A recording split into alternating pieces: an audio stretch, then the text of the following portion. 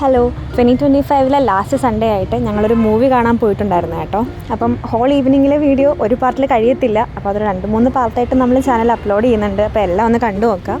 ഞങ്ങൾ കളങ്കാവ് കാണാനാണ് പോയത്. PVRലാണ് കേട്ടോ പോയത്. 4:30 മൂവി. പക്ഷേ 4:30 ആയപ്പോൾ ഞങ്ങളിവിടെ ഓപ്പോസിറ്റ് കിടക്കുന്നതേ ഉള്ളൂ.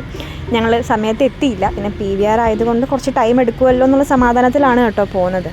പിന്നെ ഞങ്ങളുടെ ഊബർ ചേട്ടൻ ഏതോ മൂവിയിൽ നിവിൻ പോളി പറഞ്ഞ പോലെ ഞാൻ ഒറ്റയ്ക്ക് വഴിവെട്ടി വന്നവനാണെന്നുള്ള രീതിയിൽ ക്യൂ ഒന്നും കിടക്കാതെ പുള്ളി സ്വന്തമായിട്ടൊരു വഴിയൊക്കെ ഉണ്ടാക്കി കയറി പോവുക ചെയ്തത്.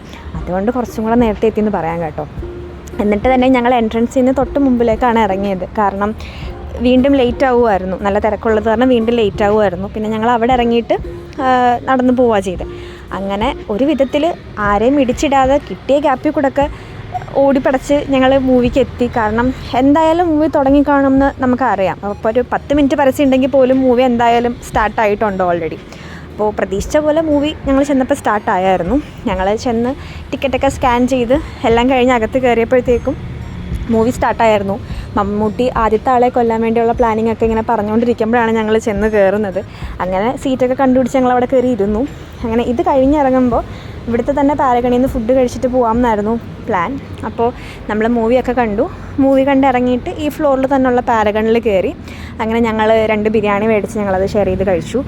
അപ്പോൾ ഇവിടെ പാരഗണിൽ അവർ ക്രിസ്മസ് ട്രീയും പുൽക്കൂടും ഒക്കെ വെച്ചിട്ടുണ്ടായിരുന്നേ. നല്ല രസമായിരുന്നു കാണാനായിട്ട്. അങ്ങനെ ഇതൊക്കെ കഴിഞ്ഞ് ഞങ്ങൾ ഇവിടുന്ന് ഇറങ്ങുകയാണ് ചെയ്തത്.